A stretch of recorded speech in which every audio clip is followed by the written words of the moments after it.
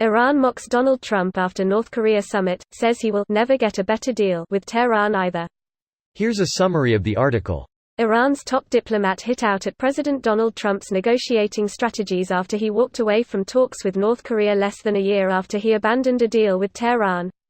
Iranian Foreign Minister Mohammad Javad Zarif, who recently returned to his position after a brief resignation that attracted international speculation, broke a more than week-long silence on Twitter to comment on Trump's recent meeting with North Korean Supreme Leader Kim Jong-un. He drew comparisons to the president's exit from the Iran nuclear deal, known officially as the Joint Comprehensive Plan of Action, last May, and his decision to leave the U.S.-North Korea summit in Hanoi, Vietnam, early.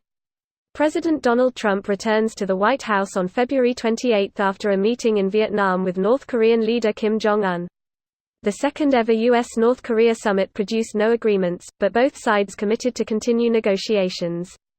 Following the talks, Trump told reporters, "Sometimes you have to walk, and this was just one of those times." He blamed the North Korean side for wanting sanctions lifted in their entirety, but North Korean Foreign Minister Ri Yong-ho later contended that it was only partial sanctions at the UN that Pyongyang had pushed to see removed, in particular 5 resolutions that impede the civilian economy and the people's livelihood. U.S. officials cited Friday by the Associated Press appeared to back the North Korean version of events, as did a number of experts, some of whom opined that the last-minute hard-line approach by the Trump administration may have been emboldened by the appearance of National Security Advisor John Bolton at the negotiating table.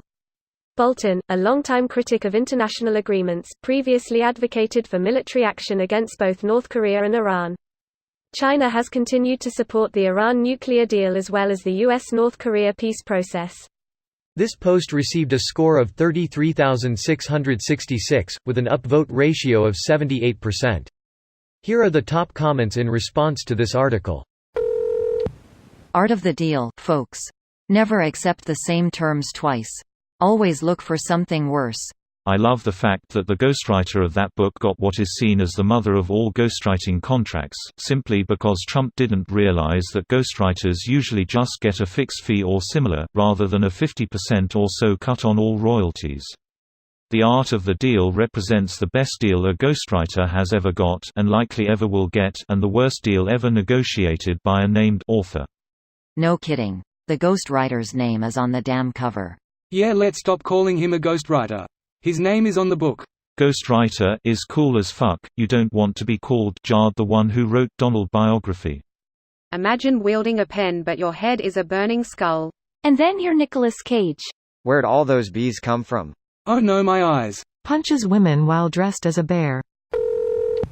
Throughout the campaign he tried to boast himself as this gifted watchdog tycoon who could sniff out deals, good or bad. Well, once again, that was just another of his many tremendous and bigoted lies. I hope we've all learned to never send a failed businessman, who isn't very bright, to do a politician's job. He thinks dealing with plumbers or painters. That's exactly right. He thought he would be negotiating with contractors on bathroom installations in a building. He's too stupid to realize that he would be negotiating with career politicians who have been negotiating for the good of their nations or themselves, in the case of people like Kim and Putin, for their entire careers. He's also used to dealing with people he can bully into not paying. Obama, with the help of other countries, got a in the first summit with North Korea. Trump got a that North Korea can interpret the statement as it suits them. Remember that the deal with Iran was so good, all of America's major allies are still in the deal and they refuse to leave, even with the US pressuring them to leave. Even if Trump and North Korea come to an agreement, it will be nowhere as good as the Iran deal. Also recall the Iran was abiding by the agreement, but Trump had to blow it up because it was Obama and Kerry's, not his.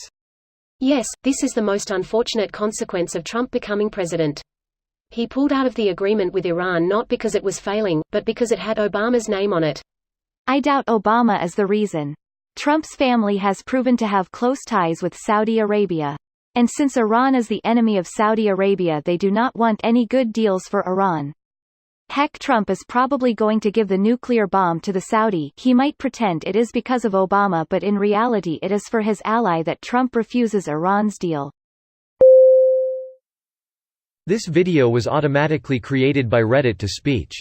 The article and comments in this video were selected from Reddit according to their upvotes, and any paraphrasing was performed by smmry.com, without any human intervention.